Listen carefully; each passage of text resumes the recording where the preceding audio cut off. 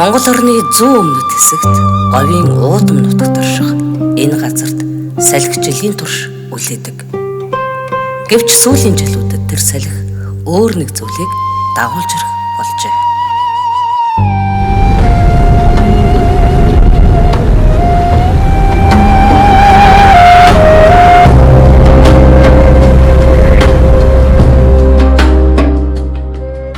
Энэ бол цөлжилтийн тухай түүх.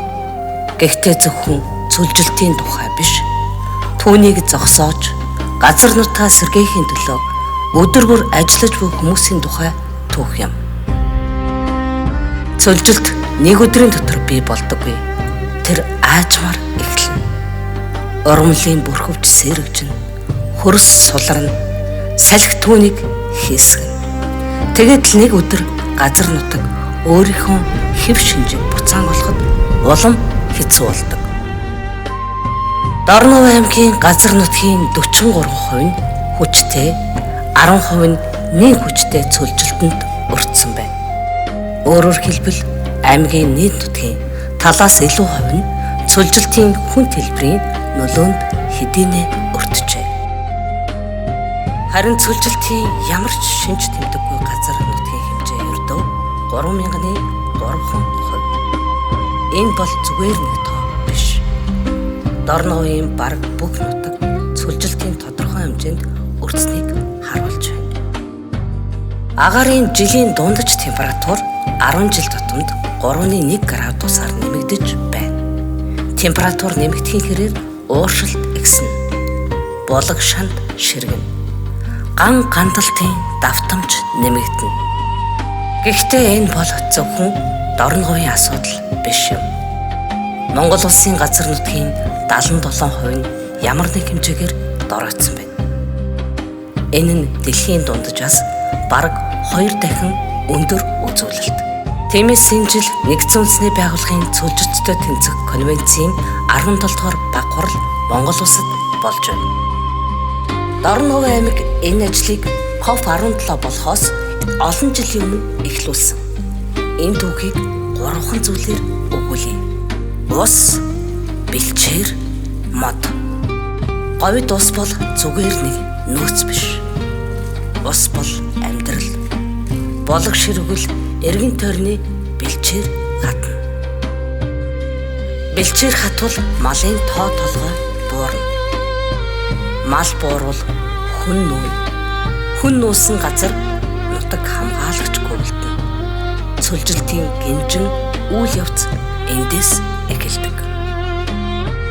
Дорнов аймагт хамгаалтанд авах шаардлагатай 370 булаг шамдын их бүртгэгдсэн байдаг. Тэдгээрээс өнөөдрийн байдлаар 113-ыг нь хашиж хамгаалан тогтжуулжээ.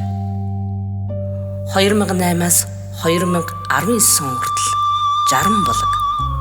Түүнээс хойш жил бүр 7, 4, 9, 18, 8 булыг хамгаалтанд авчээ.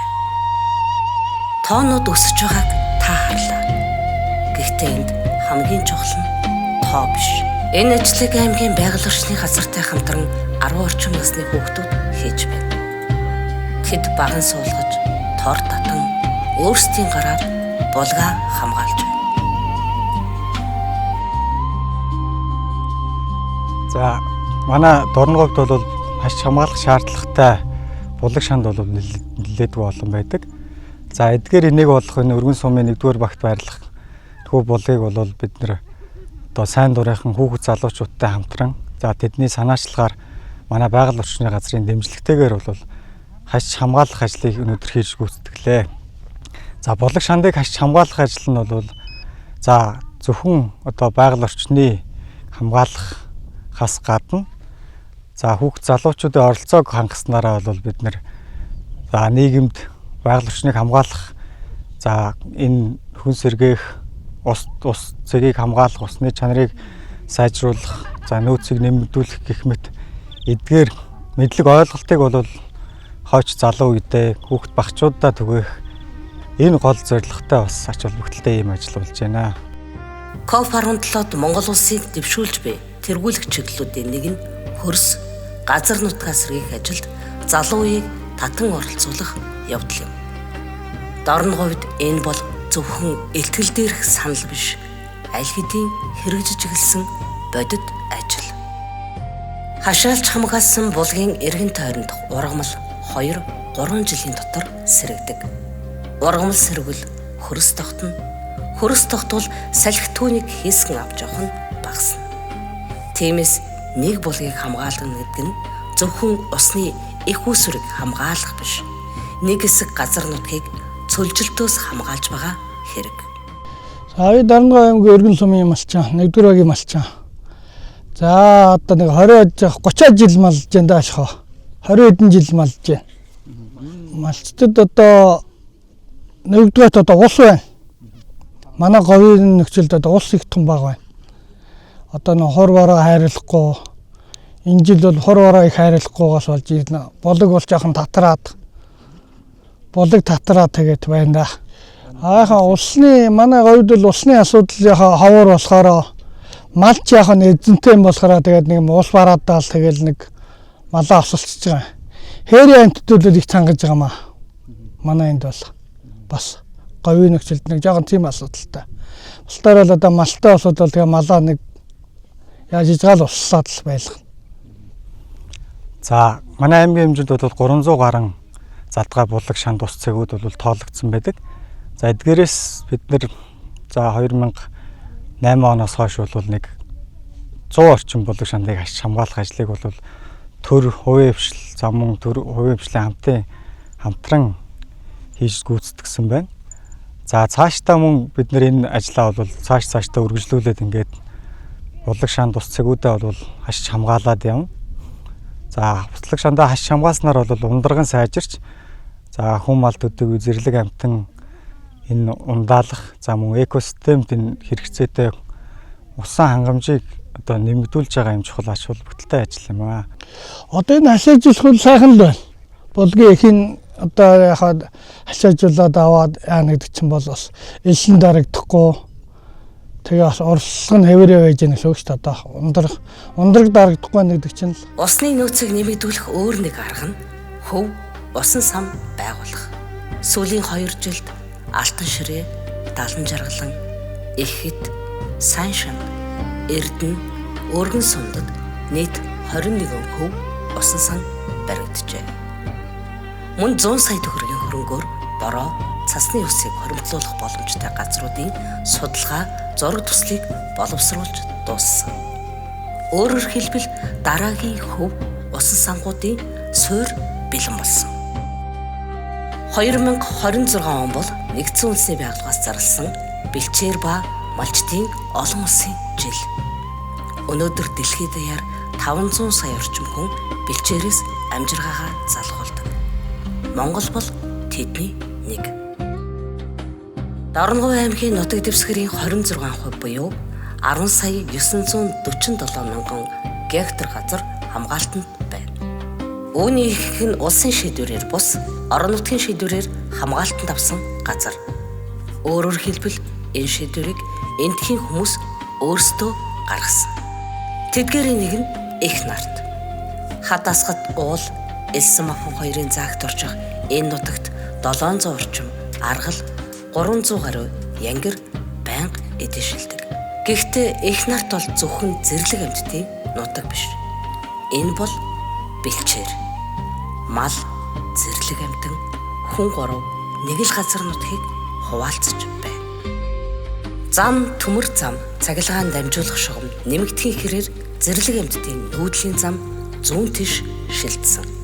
Тиймээс зэрлэг амьтныг хамгаалах нийгэмлэгтэй хамтран Эрдэнэ, Өргөн сумдад шинээр орон нутгийн хамгаалалтаа газар байгуулж нүүдлийн замыг нээлттэй байлгах ажил хийгдэж байна. За намайг Төмөн Дөмбөрлийн Чоолсон гэдэг би их нартын байгаль хамгаалагчаар одоо 10 дахь жилд 2016 оноос хойш ажиллаж байна. Энэ манай их нартын хадыг 1996 онд тусгай хамгаалтанд авсан байдаг. За 96 оноос хойш энэ тусгай хамгаалтанд авснаас хойш эерэг үзүүл эерэг юм. Гэвэл одоо энэ уул уурхай бас нэг гараар жонш ухдаг байсан үе одоо уул уурхай эдүүсийг бол бүгдийг зогсоосон. За дээр нь энэ судалгааны үндэс юун дээр суурилж одоо энэ судалгааны төв гэж байгаа. За судалгааны төвдөө суурилж бас энэ байгаль орчин хамгаалах тийм уялдаа холбоотой юм хамгаалах арга явуулж байгаа. За тэгээд судалгааны тасын судалгаа гэж байна, мэрэгч гэж байна, аргал ангир гэдэг энэ юунуудыг байнгын судалж байна. Аргал ангирыг бол 100 намар жилдээ нэг удаа ямар ч байсан нэг удаа явж за юу гэдэг лээ тэр явган 10 бүлэг болж тоолж байна. Тэндээс үнсэлж нэг тоотолхойг наривчлаж гаргад юм байлаа. Энэ юугаар бол тэрийг бол судлаач өөрөөсөө мэдэх бах. За тэгээд одоо энэ өөр болог шандаа хамгаалах асуудал дээр бас анхаарал тавьж байна. Тэгээд энэ зам гэж одоо энэ их нартын хадны дундуур чинь жоншны машин чи их явдаг байсан 2007-8 он үед бас энийг бас бүгдийг зогсоосон. Одоо гэдэг жоншны машин, нүүрс энэ том машинуудыг хэлийн гадуур явуулдаг болгосон. За тэгээ эн чинь судалгаа хийж байгаа болохоор бас аргал ангирын тоотлогоо дээр нь 90-ад оны үед янгир бас их цөөхөн байсан гэж энэ арай цөөхөн байсан дүүн судалгаа энэ хамгаалт навснаас хойш янгир ямаа их өссөн гэж ярьд юм байлаа. За аргал бол ер нь бол өссөн.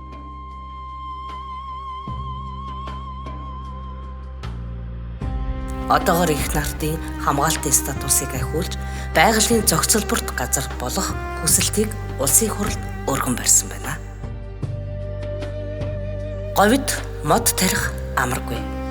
Хур тундас баг, салхи хүчтэй, зун нь халуун, өвлөн хүйтэн. Тарьсан модны ихэнх нь эхний 2 жилдээ амьд үлтийн төлөө тэмцдэг. Гэсэн ч ажил зогсоогүй. Сайншин хотод Говь парк, Дорноговь 80, Сайншин 60 болон Energy Paragon компани ойжуулалтын төсөл зэрэг ногоон байгууламжууд төр хувийн хвшлийн хамтын ажиллагааны хүрээнд бий болж байна. Energy Paragon-ы энэ төсөл нь эрчим хүч, уул уурхайн салбарын компаниуд орон нутгийн газар нутагт хэрхэн бодит хувь нэмэр оруулж болохыг харуулсан нэг жишээ. Энд тарьсан мод бол зөвхөн ногоон байгууламж биш. Энэ бол салхинаас хамгаалах зурвас, хөрсийг тогтоон барих хамгаалалт, элсний хөдөлгөөнийг сааруулах байгалийн хаалт. Мөн уул уурхайн компаниудын нийгмийн хариуцлагын гэрээнд 1,200,000 мод тарих үүрэг тусгагдсан байна. Тэр бум мод үндэсний хөдөлгөөний хүрээнд Дорноговь аймаг 2030 он хүртэл 20 сая мод тарих зорилт тавьжээ. 1000 гектарт 10 сая мод хотын ногоон байгууламжид, 20,000 гектарт 1 сая мод ойн нөхөн сэргээлтэнд, 350,000 гектарт 3 сая мод хамгаалтын ойн зурвас агропаркт, 6 сая мод дэд бүтэц уул уурхайн ногоон бүсэг.